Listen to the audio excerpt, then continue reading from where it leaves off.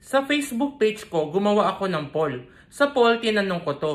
The patient had an effort to breathe. So the ventilator sensed the patient's effort. The ventilator gave additional breath to the patient because of this effort. In this additional breath, the patient inhaled the preset tidal volume. What do you call this breath? So ang answer natin dito ay assisted breath. So tama sina Shaina, Warda, Karna, Cecil, Darwisa, Nan, Princess Liza, Mary Grace, Inhabian, at si Joyce. Natakal natin ang assisted breath dito sa video na to. Assisted breath, ito yung additional breath na ibibigay ng ventilator kung na-sense ng ventilator ang effort ng pasyente. Sa assisted breath, kung ano ang sinet nating tidal volume, yun ang lalanghapin ng pasyente.